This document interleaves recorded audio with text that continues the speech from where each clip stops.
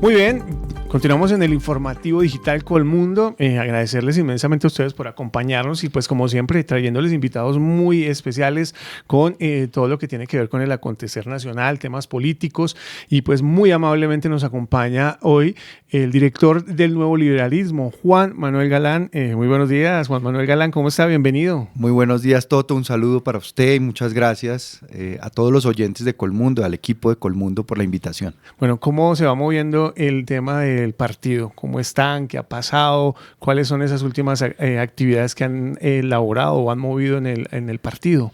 Bueno, el lema del Nuevo Liberalismo siempre ha sido siempre adelante ni un paso atrás. Okay. Y siempre miramos hacia adelante. Por eso estamos dándole prioridad a la conformación de nuestras listas al Congreso de la República. Ese es el primer paso, empezando por 34 listas a la Cámara de Representantes, que tenemos la tarea de conformar la lista al Senado de la República. Queremos aprovechar estos micrófonos para hacer una convocatoria a personas que no han encontrado un camino para llegar a la política, que les interesa la política, que sienten vocación, que quieren prestar un servicio, a que se animen a hacerlo por el Nuevo Liberalismo. Especialmente me dirijo a las mujeres y me dirijo a los jóvenes que están hoy subrepresentados políticamente y que son las personas o las poblaciones más afectadas por la problemática que vive el país en materia económica, en materia de oportunidades.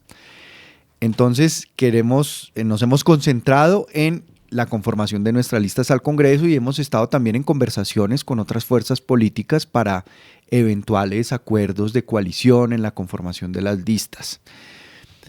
Paralelamente, pues hemos adelantado apenas una conversación exploratoria preliminar con otros partidos políticos que fue convocada por el expresidente César Gaviria, y en esa reunión pues presentamos nuestros puntos de vista sobre la coyuntura actual política del país y también sobre el camino que vemos para lograr un candidato muy fuerte, unificado, único, que llegue a la primera vuelta. Ahí usted me menciona a César Gaviria, y muchos, incluso los que no están tan empapados de política, a veces confunden un poco el nuevo liberalismo con el Partido Liberal, pero cuando usted me lo menciona, hay cercanías, hay conversaciones, ¿qué los diferencia un poco? Contémosle un poquito eso a los oyentes que pues por primera vez, tal vez aquí nuestros oyentes de Colmundo están escuchando un poco y sería bueno aclararlos y llevarlos a esa diferencia. Bueno, el Nuevo Liberalismo, empecemos brevemente por la historia. Es un partido que fue fundado hace más de 45 años, es el cuarto partido más antiguo de Colombia. Es un partido que estuvo fuera de la escena política durante 35 años porque fue exterminado. 50 de sus miembros fueron sistemáticamente asesinados por paramilitares del Magdalena Medio en complicidad con el narcotráfico, con políticos de la época que estaban al servicio de esos intereses narcotraficantes y paramilitares, y también miembros de los organismos de seguridad del Estado que estaban al servicio de esos grupos criminales. Fueron más de 50. Rodrigo Lara Bonilla, el 30 de abril de 1984, siendo ministro de Justicia. Luis Carlos Galán, fundador del partido. También Jorge Enrique Pulido, un periodista de aquella época que era parte del Nuevo Liberalismo. Guillermo Cano también era miembro del Nuevo Liberalismo como director del Espectador. Concejales del Magdalena Medio, de Puerto Boyacá, fueron exterminados. Entonces, nosotros iniciamos en el 2018, cuando yo termino mi periodo como senador. Yo estuve 3 periodos como senador y el último periodo lo terminé en el 2018, y yo estaba en el Partido Liberal, cuando el Partido Liberal tomó la decisión de apoyar en segunda vuelta a Iván Duque. Renuncié y me fui a buscar la personería jurídica, la restitución de la personería jurídica del Nuevo Liberalismo con base en los acuerdos de paz que se firmaron en La Habana, que contemplaban en el segundo punto de participación política que partidos que hubiesen existido y que hubiesen desaparecido por causa directa de la violencia tendrían derecho a revivir, a recuperar la personería. Eso fue una cosa larguísima de 5 años, donde estuvimos en el Consejo Nacional Electoral, que nos lo negó 3 veces, luego fuimos al Consejo de Estado, que también nos lo negó 2 veces, hasta llegar por selección de tutela a la Corte Constitucional, que seleccionó la tutela y por unanimidad le restituyó al nuevo liberalismo la personería jurídica. Y eso dio pie para que otros 3 partidos políticos recuperaran su personería jurídica, porque se les reconoció que también fue la violencia la causa de su desaparición. Ahí está el Partido Comunista, está Salvación Nacional y está Verde Oxígeno. Fueron solamente esos 4 partidos amparados por la sentencia de la Corte Constitucional. Nosotros, después de recuperar la personería, incursionamos en el 2022 por primera vez en las elecciones nacionales. Yo logré 500,000 de votos en la consulta presidencial de la Centro Esperanza. Tuvimos 390,000 votos al Senado, tuvimos 2 representantes a la Cámara electos, Julia Miranda por Bogotá y Juan Sebastián Gómez por Caldas. Y luego emprendimos el camino de las elecciones regionales, donde seguimos creciendo y fortaleciéndonos territorialmente. Logramos 58 alcaldías, 320 concejales, 164 ediles, 11 diputados y pues estuvimos en alcaldías como la de Bogotá con Carlos Fernando Galán, la de Cali con Alejandro Eder, la de Cartagena con Dumec Turbay, la de Pasto con Nicolás Toro, la de Florencia con Marlon Monsalve, la de San José de Guaviare con Willy Rodríguez. Y ahora pues el partido ha tenido siempre en su ADN enfrentar el clientelismo. El clientelismo, que es la política de la transacción, de tú me haces un favor, yo te lo devuelvo con un contrato, con un puesto, con un negocio. La razón de ser del nuevo liberalismo desde sus inicios fue proponer una nueva manera de hacer política alejada del clientelismo, que es el caldo de cultivo de la corrupción. Eso para nosotros ha sido una línea fundamental. Ha sido una línea fundamental también proponer ideas que permitan que el país avance, sobre todo en materia de narcotráfico. Porque el narcotráfico fue la causa, es decir, el único partido político en Colombia que se le enfrentó a Pablo Escobar, que se le enfrentó a los narcotraficantes y que le puso el pecho a esa lucha fue el nuevo liberalismo, y por eso le mataron a varios de sus miembros, entre ellos a Luis Carlos Galán, mi padre. Nosotros lo que queremos ahora es proponer salidas a una política que ha sido fracasada. La política que lanzó el presidente Nixon en 1971 de la guerra contra las drogas, pues la verdad no ha arrojado resultados. Hemos estado, para ponerlo en unos términos que se puedan entender mejor, hemos estado con el pecado sin el género y con la penitencia. Con el pecado porque cargamos de fama de estado narco por todo el mundo. De acuerdo. Sin el género, porque la plata del negocio de la cocaína se queda fuera de Colombia, no se queda dentro de Colombia. Y con la penitencia, porque acá cargamos con la corrupción y cargamos con los muertos y la violencia que es financiada con precisamente la renta criminal del clorhidrato de cocaína, principalmente en la región del Pacífico Nariñense, que es la número 1 productora de clorhidrato de cocaína, y el Catatumbo, que es la número 2 mundialmente hablando de producción de clorhidrato de cocaína.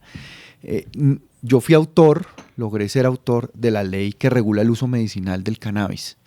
Es decir, es una planta que tiene propiedades que no han sido investigadas adecuadamente y que pueden aliviar las condiciones de vida de personas que padecen patologías como epilepsia, como dolor, sueño, etc. Entendido. Entonces, esos temas nos han diferenciado, pero pues quería contar la historia para que la gente sepa de dónde viene este partido, por qué nació como un partido rebelde, inconforme, partidario de cambio social, pero sin recurrir ni al marxismo ni a la violencia. Entendido. Siempre ha sido por la vía de la democracia institucional. Doctor Galán, aquí me surge una primera, sin alejarnos mucho, pero ¿cómo logra la política trabajar y moverse sin clientelismo? ¿Cómo lo logra? Porque sabemos que nadie se suma a nadie si no hay alguna dádiva, algún ofrecimiento, alguna posibilidad de ganar, porque cuando nos hacen las cuentas y cuando nos miran y nos muestran cómo se llega al Senado en una campaña, las cifras no dan para lo que incluso gana un senador, que es alto y les quieren bajar, pero no da para un crédito y para lo que invierte en campaña. Entonces uno por hecho empieza a decir, algo hay que hacer, algo está pasando. ¿Cómo se logra? Pues yo diría que los cómo tienen que ver primero con abrir espacios de participación política, que no sea la política tradicional clientelista. Y eso es lo que pretendemos en el nuevo liberalismo. Y segundo, la pedagogía, que claro, toma tiempo, es lento, es difícil en medio de las redes sociales y de la desinformación y de las noticias falsas que cunden por todos lados, pero hay que hacer mucha pedagogía porque la gente sabe que el clientelismo es una esclavitud moderna.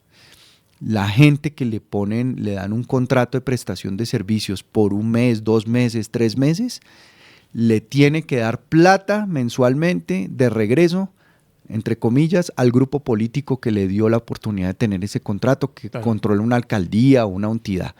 Tiene que llevar gente a la reunión política que hagan, tiene que registrar votantes, tiene que repartir cupos de publicidad en campaña, o si no, le quitan el contrato y se lo dan a otra persona que acepte esas condiciones de chantaje y de extorsión. Entonces, para nosotros, luchar contra eso es fundamental porque hemos detectado y hemos estudiado que el clientelismo le cuesta a la economía colombiana entre el 5 y el 8% del Producto Interno Bruto. Demasiado.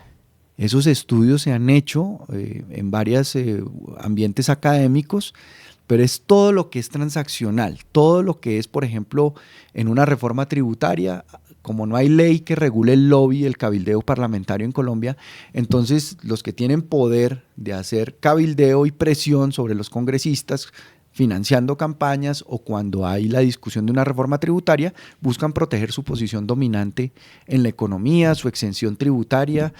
Entonces, contra todo eso, nos parece que es importante que haya una postura política clara y nosotros la tenemos y tenemos una propuesta para superar esa cultura clientelista, pero solo lo podemos hacer si la gente participa y si la gente se involucra y si la gente corre riesgos, y por eso tan importante conformar unas listas al Congreso de gente que vaya comprometida con esa manera de hacer política. De acuerdo. Y el otro tema, el que menciona usted sobre esa política de drogas que se ha venido generando, que se ha usado aquí en Colombia y que pues definitivamente cuando se entregan algunas cifras se puede decir, no, muy bien en el transcurso pero muy bien es cuántos muertos le ha costado, cuánta sangre le ha costado a Colombia, sus mismos militares, campesinos. ¿Cuál es esa política de antidrogas que usted ve viable para Colombia, teniendo en cuenta que tal vez la actual fracasa o no se ha llevado de la forma como debería ser? Pues yo creo que hay que recordar lo que significa en Occidente el uso de sustancias o el abuso de sustancias psicoactivas. Eso, le voy a contar una anécdota. Cuando yo presenté el proyecto de ley para regular el uso medicinal del cannabis, yo quise consultar a la Iglesia Católica. Okay. Y me reuní con el cardenal José de Jesús Pimiento, que era el cardenal emérito que hizo cardenal el Papa Francisco, que tenía 97 años en ese momento. Él me dijo que le mandara el proyecto al correo electrónico, eso hice, y llegó el día de la votación definitiva en la plenaria del Senado. Una votación muy difícil. Y le pedí al cardenal que hiciera un pronunciamiento en cualquier sentido, no me quiso decir en qué sentido lo haría. Lo entrevistaron ese día de la votación en la mañana y le preguntaron qué opinaba sobre el proyecto de regular el uso del cannabis con fines medicinales. Y el cardenal respondió: la marihuana es una criatura de Dios y por eso es buena. Lo malo es el uso o mal empleo que los seres humanos le hemos dado a esa mata, a esa sustancia. Y yo creo que ahí radica el tema, que también se complementa con algo que decía Mahatma Gandhi en la India, que pues venía de Oriente, pero se educó en Londres para ser abogado. Y él decía, la sociedad occidental, dedicada a lo material o a creer que la realización del ser humano solo se da en el plano material, consumiendo material, es un ser humano incompleto, insatisfecho, que tarde o temprano va a buscar paraísos artificiales para evadirse. Y por eso tiene esa tendencia a consumir sustancias y a abusar de ellas. Porque en muchas culturas, por ejemplo, la mata de coca es una mata sagrada, tiene un uso ancestral, sí. Tiene propiedades medicinales, propiedades nutricionales, pero no han sido investigadas por la prohibición. Entonces, la pregunta de fondo me parece que hay que hacerse es esa. ¿Qué está fallando en nuestra sociedad? ¿Qué está fallando en el proyecto de vida, la capacidad de discernimiento que tienen los jóvenes, por ejemplo, para no abusar de las sustancias? Y por otro lado, tenemos que desarrollar un enfoque de salud pública, porque este es un problema de salud pública, esta es una epidemia. Y es una epidemia en donde pues, yo presenté una ley que fue aprobada en el 2012, que es la ley 1566, que le ordenó al sistema de salud abrir ofertas de tratamiento para los adictos y los consumidores problemáticos de sustancias. Pero también la pregunta de fondo es, ¿cómo lo hacemos? No lo podemos hacer solos. O sea, Colombia no puede salir y decir, no, es que vamos a legalizar o a regular el uso de la cocaína, porque pues terminaría siendo un país paria, aislado del mundo. Lo que hay que buscar es los escenarios multilaterales, como Viena, de Naciones Unidas, donde están las 3 convenciones que rigen la política de drogas en el mundo. Esas convenciones son del 61, del 71 y de 1988.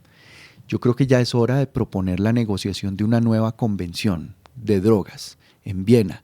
Y Colombia tiene la autoridad moral por lo que ha padecido de la guerra contra las drogas, de violencia y de corrupción, para liderar un debate y liderar una negociación de una nueva convención sobre sustancias psicoactivas adictivas, en donde esté más presente el enfoque de salud pública, en donde miremos qué se ha hecho hasta ahora en otros países, qué ha funcionado, qué no ha funcionado, y mirar progresivamente cómo podemos empezar a cambiar esa política que lo que le ha traído a Colombia es principalmente muertos y corrupción. Y hoy está financiando pues, la guerra en el Catatumbo, entre el Frente 33 de las FARC disidente y el ELN. Todo eso es una guerra por el narcotráfico. Lo mismo está pasando en el Chocó. En fin, tenemos que salir de ahí con una propuesta que mire hacia adelante y que convoque al mundo en ese sentido. ¿Está preparado el Congreso para eso? ¿El Senado? ¿El Congreso en general para poder aprobar y impulsar?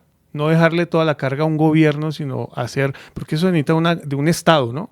Acompañando esta propuesta. Se necesita de un Estado y de una capacidad de convocatoria internacional para ir a Viena, donde está Naciones Unidas contra el Crimen y el Delito y donde se discuten estos temas de política de drogas y lucha contra el crimen, para hacer una propuesta de una nueva convención y poder hacer una negociación multilateral con países y aproximaciones con países que han sido muy prohibicionistas y muy radicales en esta materia, pero lo que se necesita realmente es explorar cómo acabamos con el negocio criminal, porque los ganadores de la guerra contra las drogas han sido las organizaciones criminales con unos precios altísimos de las sustancias y han sido, por ejemplo, los concesionarios de las cárceles en Estados Unidos. Las cárceles de Estados Unidos están llenas de latinos y de negros, todos judicializados por delitos, muchos de ellos no violentos, relacionados con el uso de sustancias psicoactivas. Entonces, claro, ellos están felices con el negocio de las cárceles llenas de personas vinculadas por esos delitos. Entonces, ¿cómo vamos a explorar también esos intereses que hay de que la política se mantenga inmóvil y no cambie y no avance? Doctor Juan Manuel, ya para cambiar ese tema de las drogas, pero ¿realmente el Congreso está preparado para eso? ¿O cuál es el temor? ¿Qué es lo que pasa con algunos congresistas que definitivamente se cierran a que esa no es la forma, a que esa no es la manera y a generar y creer o mantenerse en esa postura tradicional con la que se ha combatido la droga? Por supuesto, yo no los quiero señalar como puede pasar por parte de algunos de decir que hacen parte de carteles, que defienden la mafia. Vamos a entrar con la posibilidad de que simplemente es su postura política. Pero ¿qué es lo que pasa? ¿Por qué si lo entendemos muchos del común, por qué en el Congreso los senadores, los representantes no lo están entendiendo y no dan ese paso? ¿Qué está pasando? Pues mire, Toto, uno como padre de familia, y yo lo soy, sí, de 2 hijos que tengo de 21 y 17 años, a uno le da terror un escenario en donde las drogas, mejor dicho, estén a tutiplén, disponibles por todas partes a toda hora y puedan comprar en todo sitio y quien quiera venda y quien quiera consuma. que eso no es de lo que se trata, un cambio en la política. No se trata de una liberalización, se trata de un control y una regulación por parte del Estado de algo que hoy controlan y regulan los criminales. Entonces, de eso es de lo que se trata, y yo creo que ese es el bloqueo, el terror y el pánico que siente un padre de familia, que obviamente pues los políticos lo saben y no se atreven a proponer nada por ese miedo. Y ese miedo no es infundado, ese miedo es válido, claro. Porque si se regulasen las drogas, en un primer momento pues habría más disponibilidad de las drogas, pero habría la posibilidad de que el Estado entre a hacer una regulación y que se caiga el precio de las sustancias, que hoy es muy alto por los riesgos que significa acceder a las sustancias. O sea, una persona que busque meterse un pase de cocaína, pues no va a incurrir en muchos más riesgos que si va y compra una botella de aguardiente en la esquina. Por eso también el precio es tan alto de las sustancias psicoactivas ilegales. Pero vamos a acabarles el negocio que sustenta hoy la violencia, el crimen organizado, el microtráfico en las grandes ciudades. Se acabaría si empezamos a explorar una nueva política y empezamos a asumir y a enfrentar esos miedos que todos tenemos. Yo lo tengo como padre de familia, obviamente, pero tenemos que sentarnos a hablar, a discutir. Investigar es muy importante. Como esto todo ha sido ilegal y guerra contra las drogas, la academia y la investigación no se ha dado en cuanto a encontrar posibles políticas que puedan funcionar y que puedan ser acertadas. Hay preguntas que no tienen respuesta. Por ejemplo, ¿cómo va a responder la demanda de sustancias psicoactivas ilegales, de drogas, a una eventual regulación de las sustancias? ¿Qué efectos tienen realmente físicos en las personas estas sustancias? Eso tampoco se ha investigado. Se habla siempre de esos comerciales o esas campañas que se hacían, que comparaban un huevo frito al cerebro de una persona cuando consumía drogas. Pero pues eso no revela realmente los efectos científicamente reales, comprobados que pueden tener las sustancias. Y creo que una regulación tiene que variar según la peligrosidad y la toxicidad de las sustancias. No es lo mismo pues regular el acceso a una aspirina que regular el acceso al fentanilo. Pero además el riesgo también grave que hay hoy es que son los criminales los que determinan la seguridad de las sustancias y la calidad de las sustancias. Una persona que vaya y se meta un pase de cocaína no sabe si eso está rendido con fentanilo o con otras sustancias, porque no tiene control de calidad y es mucho más peligroso. Sí, está expuesto a una ilegalidad y a una situación que no tiene un control. Entonces yo no estoy casado con ninguna política. Lo que estoy casado es con un cambio en la política. Entendido. Y que exploremos opciones, que no nos quedemos pasivos, conformistas, con esta política que ya cumplió más de 50 años y que no ha funcionado para Colombia. De acuerdo. Hablemos de la consulta popular, que es un tema que está definitivamente en auge y que va a tomar más fuerza seguramente con el pasar de los días y de las semanas. Pues ya esto muy claro de que las reformas pues definitivamente no pasarían. Se habla de muchas cosas, ¿no? De un bloqueo institucional. Hay quienes dicen que algunos senadores o representantes están en una postura muy clara y dicen para Petro nada, y definitivamente hay varias posturas. También se habla de proteger de pronto los actuales sistemas que están, que también es muy válida la postura, las nuevas leyes con las que veníamos, las leyes con las que veníamos rigiéndonos en cuanto al tema laboral, el tema de la salud. Hay quienes dicen que las EPS se han venido acabando, otros insisten que las EPS se han acabado es ahorita en este gobierno. Pero ustedes ya tomaron su postura política en cuanto a esta reforma, a esta propuesta que hace el gobierno nacional.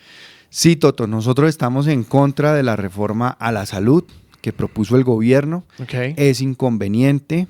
Además, busca definitivamente eliminar a la participación del sector privado. Y resulta que el sistema de salud colombiano era la alianza público-privada más grande de toda Latinoamérica. Y claro, tenía deficiencias, errores, carencias, hubo corrupción, falta de de control, de supervisión y de vigilancia sobre muchos aspectos del sistema. Pero eso no significaba acabar con el sistema, borrarlo de un tajo, porque estamos viendo las consecuencias. Es decir, en comparada con otros países, Colombia tenía el gasto de bolsillo más bajito, es decir, a la gente en Colombia, comparada con otros países, le costaba un precio mucho menor el acceder a la salud y en acceder a la prestación de los servicios de salud. Eso está cambiando porque el gobierno tiene un empeño de estatizar la salud, de regresarnos en el tiempo a la época del seguro social, que ya la vivimos en Colombia y que era, ese sí, un espacio de corrupción y de politiquería terrible. Yo fui autor de la ley de las enfermedades huérfanas, raras y ultra raras. Me he reunido con los pacientes, con las organizaciones de pacientes, y esta población es la que más está sufriendo las consecuencias de esta improvisación y de esta guerra que le declaró el gobierno a los privados en el sistema de salud. Muchos de esos personas víctimas o pacientes de enfermedades huérfanas necesitan la prestación de los servicios, los medicamentos, porque de eso depende literalmente que sigan con vida. Y es una irresponsabilidad y es un crimen condenarlos a la muerte negándoles el acceso a los medicamentos a tiempo y el acceso a la prestación de los servicios. Por eso nosotros tenemos una postura, porque además yo tuve la oportunidad de ser autor del artículo 14 de la Ley Estatutaria de Salud, que está vigente. Y en ese artículo 14 nosotros eliminábamos las restricciones administrativas y financieras para que las personas particularmente vulnerables, las poblaciones vulnerables, accedieran al sistema de salud, a los medicamentos y a la prestación de los servicios. Personas en condición de discapacidad, pacientes de enfermedades huérfanas, raras y ultra raras. Entonces yo creo que esas poblaciones vulnerables deben ser una prioridad en atender el sistema de salud y recuperar ese sistema de salud, porque la gente se va a morir y se está muriendo. Muy bien, yo lo apoyo totalmente en lo que usted habla de la necesidad de tener. Todos queremos buena salud, todos queremos que cuando llevemos a nuestros hijos, a un familiar, lo atiendan de la mejor manera y como lo mereceríamos como seres humanos. Sin embargo, yo estoy seguro que muchos de los que nos están oyendo también están reflexionando un poco sobre estadísticas y datos que pues uno escucha, mira, tal vez algunos falsos, otros reales, de hablar de un sistema que arranca con un poco más de 100 y pico de EPS a una actualidad que hay alrededor de 15, 25, no estoy seguro de cuántas quedan, las cuales por supuesto muchos dirán, tal vez ahí entra el tema del partidismo, de los que apoyan allí, los que apoyan allá, pero desde lo más neutral, ¿se puede decir que es este gobierno el que ha venido acabando ese sistema o es que definitivamente lo que dice otro andén político es que pues esto definitivamente venía de mal en peor? Pues el sistema traía unas deficiencias, eso hay que reconocerlo. Sí. Por ejemplo, el haber entregado a los políticos la Superintendencia de Salud, que es la entidad del gobierno, o la entidad pública que controla, vigila, inspecciona a las EPS y al sistema de salud, fue un error porque muchas de las intervenciones de EPS fueron entregadas como cuotas a políticos. Claro. Y esas intervenciones resultaron como remedio peor que la enfermedad, porque terminaron desfalcando esas EPS, cobraban coimas por pagar facturas, etcétera, que iban a los bolsillos de los políticos que tenían como cuota, otra vez el tema del clientelismo ahí, sí. Esas intervenciones. Teníamos también la fusión hace algunos años, que no sé si todo el mundo la recuerda, entre el Ministerio de Trabajo y el Ministerio de Salud, que se convirtió en el Ministerio de Protección Social en el gobierno de Uribe. Okay. Esa fusión fue inconveniente para el sistema de salud y fue inconveniente para el ente rector del sistema de salud, que es el Ministerio de Salud, que se debilitó. Bueno, los ministerios se volvieron a separar, volvió a aparecer el Ministerio de Salud, pero lo que hemos visto ahora en este gobierno es, por ejemplo, que todos los equipos técnicos de los ministerios, que llevan muchos años estudiando estos temas, que llevan muchos años adentrados en los detalles de lo que se puede hacer y cómo se puede hacer, lo sacaron. lo sacaron porque la ideologización de los ministerios ha sido constante. Entonces uno no puede reemplazar el dogma por el dato. Uno no puede reemplazar la evidencia por la ideología. Claro. Es decir, los estudios técnicos, presupuestales, todos hay que tenerlos en cuenta para trazar una política y corregir los errores que traía el sistema de salud de tiempo atrás. Pero hay que reconocer las bondades de ese esquema de salud público-privado. Por ejemplo, en cobertura. En cobertura, el sistema de salud colombiano dio unos pasos a lo largo de varios gobiernos y de varios años muy importante para asegurar prácticamente una cobertura del 100%. Claro que hay que llegarle a las poblaciones aisladas. Bueno, hay que buscar conectarlas vía internet también para hacer telemedicina, para que poderle llegar a esas poblaciones con la prestación de los servicios, con las consultas. Pero ahora lo que estamos viendo de que no le entregan los medicamentos a la gente, eso no lo habíamos visto antes. Personas pues haciendo cola desde las 2, 3 de la mañana, adultos mayores en una fila y les dicen sí, no hay los medicamentos están, pero no hay disponibilidad. ¿Qué es lo que ha dicho la defensora del pueblo, Iris Marín? Lo dijo esta mañana en una entrevista. Entonces, lo que hay que mirar es cómo vamos a enfrentar ese desafío del sistema de salud, de la desfinanciación del sistema de salud, de la falta de un sistema de información en el sistema de salud, para que haya cruces de bases de datos y para que realmente el sistema trabaje con una base cierta de datos y de información. Pero obviamente, repito, la crisis del sistema de salud no viene solamente de este gobierno, viene de atrás. De acuerdo. Pero este gobierno parece que le dio el golpe de gracia rechazando cualquier participación o cualquier esquema público-privado en el sistema de salud. Y creo que eso es un error. Anoche en el Consejo de Ministros, el director de la ADRES expresó que al momento, al día, a la fecha, con unos cuadros estadísticos, no sé si usted lo cree o no lo cree, pues me gustaría que me diera su opinión, habla de que el gobierno, el Estado, ADRES le ha girado la totalidad de los dineros y los recursos a las EPS, o sea, hizo un balance de entrega de cuentas y dice que no le están debiendo. ¿Dónde se está quedando el dinero? Entonces, ¿qué está pasando con esos recursos? Pues tenemos que tener una voz independiente, una voz que nos diga exactamente en dónde están los recursos, qué está pasando con eso algo pasa. Y cómo han sido los giros realmente, por qué se calculó, cómo se calculó la unidad de pago por capitación, que son los recursos pues, que se le giran de acuerdo. a las EPS para financiar el sistema, porque entiendo que la unidad de pago por capitación, que es lo que mantiene financieramente el sistema, pues se calcula con una metodología, con unos datos, con unas estadísticas, con un cálculo actuarial, que no es simplemente como decidir, le voy a subir el 8 o el 10% al salario mínimo, sino eso tiene un cálculo actuarial al que hay que ceñirse.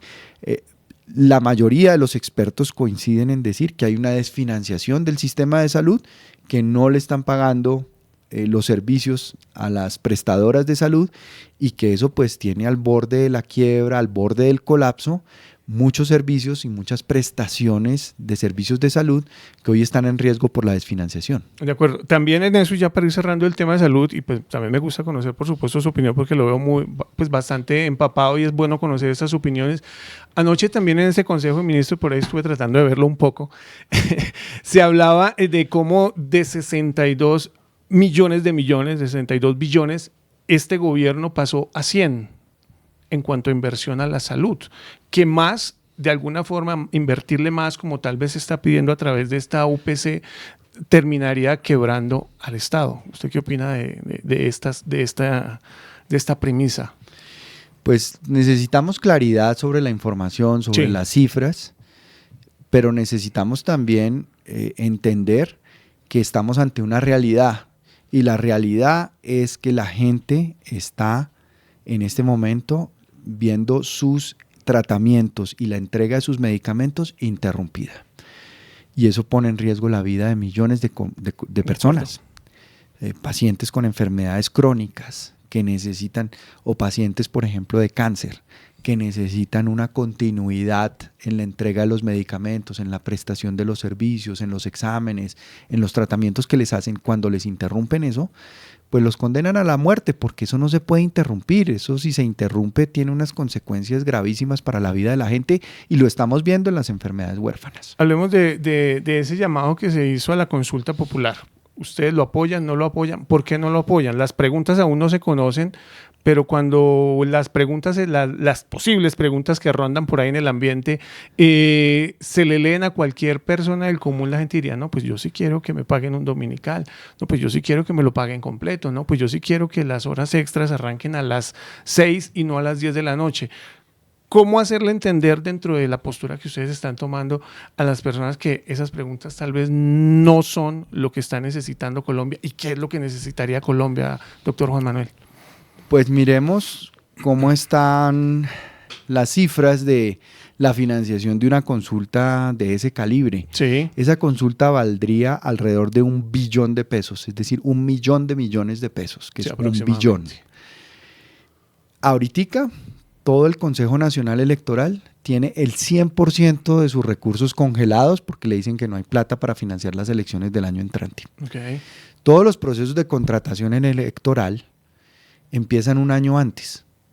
Eso no empieza un mes antes de las elecciones ni 2 semanas antes, eso empieza un año antes, la preparación logística, los recursos, la contratación. Y le recortaron 600.000 millones de pesos al Consejo Nacional Electoral. Entonces, ¿cómo se va a gastar 1 billón de pesos en esa consulta el gobierno nacional si no tiene cómo financiar las elecciones del año entrante? Eso es el primer interrogante en términos presupuestales, y de que el país sepa lo que eso nos va a costar o nos costaría. Y hablando de la austeridad que se necesita y todo el tema, es muy válido ese argumento, es respetable. Bueno, segundo, nosotros tenemos una institucionalidad democrática en Colombia, una separación de poderes. El Congreso fue elegido por voto popular, fue elegido democráticamente, tienen un mandato legítimo en términos democráticos y electorales. La gente votó por esos congresistas para que esos congresistas fueran.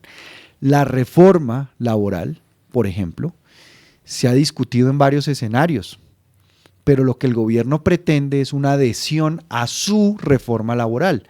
No busca una concertación, un acuerdo. Cuando uno busca un acuerdo con otra parte o una contraparte, pues uno tiene que estar dispuesto a ceder, a reconocer que el otro tiene unos argumentos válidos que se pueden incluir en el proyecto. Pero uno puede de entrada decir, no, vamos a hacer un acuerdo, pero usted, Toto, se tiene que adherir a todo lo que yo le digo, porque ese es el acuerdo. Eso no puede ser. Y los gremios, por ejemplo, de empresarios, dijeron que los tuvieron durante 6 semanas en reuniones, en diálogos, en construcción de acuerdos, que acordaron una serie de cosas, y que luego el gobierno presentó ante el Congreso el proyecto que quería presentar, excluyendo absolutamente todo lo que se había dicho. Por ejemplo, si uno no piensa una reforma laboral para crear empleo, para crear oportunidades de trabajo, entonces ¿para qué es una reforma laboral? Y eso lo dijo la ministra Gloria Inés Ramírez, de Trabajo, la pasada ministra. Sí. Dijo, no, es que ¿quién dijo que la reforma laboral es para crear empleo? Sobre todo la informalidad. La informalidad está entre el 50 y el 60% en Colombia, sobre todo la informalidad de altos ingresos. Claro, uno entiende que mucha gente que está en la informalidad dice, uy, yo me formalizo, pero entonces me cae encima la DIAN, pero entonces me multan, pero entonces los parafiscales, pero entonces toda una cantidad de cargas. Entonces a mí me conviene seguir siendo informal. Entonces hay que buscar unos mecanismos para incentivar y estimular la formalización de esa economía informal que no está incluida en las finanzas del Estado, y eso es muy grave porque el Estado, y para que haya inversión social, para que haya desarrollo, para que haya infraestructura social, pues se necesitan esos recursos con una economía formal. Tampoco se ataca el problema del desempleo de los jóvenes y el desempleo de las mujeres, que son las principales poblaciones afectadas por tasas de desempleo. Hay que mirar el sistema educativo, hay que mirar la revolución tecnológica. Es decir, hoy los jóvenes están en las universidades formándose como hace 40 años se formaba la gente, y aprendiendo lo de hace 40 años, en plena revolución de la inteligencia artificial, las nuevas tecnologías, la robótica, la computación cuántica. Hoy el sistema educativo tiene que repensarse, hacer una reingeniería, y también las políticas del gobierno para incentivar oportunidades de empleo y de trabajo en los jóvenes. ¿Cómo van a conseguir trabajo los jóvenes? ¿En qué se van a emplear? ¿Qué garantías tienen para emprender y hacer un proyecto de emprendimiento? ¿Qué apoyo? ¿Qué respaldo? ¿En qué lo pueden hacer para que no se vayan del país? De acuerdo. O sea, nosotros lo que queremos en el modo liberalismo es proponer un país en donde los jóvenes se quieran quedar y no se quieran ir. Porque hoy de cada 100 jóvenes, 81 está pensando en irse del país porque no ve oportunidades para salir adelante. Entonces, volviendo al tema de la consulta, sí, yo creo que hay que respetar que el Congreso tome una decisión sobre la consulta, que la presente como está establecido en la Constitución, el Gobierno Nacional, que se debata en el Senado de la República y que el Senado de la República tome una decisión. Nosotros estamos en contra de esa consulta. Creemos que es inconveniente, creemos que es inoportuna y creemos que el Senado de la República suficientemente puede debatir y discutir los temas de una reforma, porque además la reforma como está planteada no resuelve los problemas del mercado laboral y del sistema educativo que forme, por ejemplo, a los jóvenes para que puedan encontrar trabajo y formarse, que debe ser la prioridad. De acuerdo. En ese escenario hipotético de llevar a que no apoyarlo, pero bueno, pasó la consulta, ¿cómo convencemos a alguien que viene de una experiencia como la de cuando se cambiaron algunos parámetros en el gobierno Uribe con el ánimo de construir empleo y otra cantidad de promesas, pero se empezaron a limitar algunos derechos para los trabajadores, que hoy en día es tal vez lo que ha convertido a este gobierno en esa posibilidad, ese caballito de batalla que ha hecho que la gente incluso pues voltee a mirar un poco más allá de las convicciones políticas? ¿Cómo hacer para convencerlo de que venga, no vote esa consulta, no vaya por esa consulta a favor, porque va a tener determinadas problemáticas, pero la persona dice, pero es que yo quiero mis derechos? ¿Cómo le decimos a esa persona, doctor? Pues hay que hacer mucha pedagogía. Sí. Y también hacer ver, como lo estaba mencionando, que el proyecto del gobierno no ataca los problemas de fondo que tiene el sistema laboral colombiano.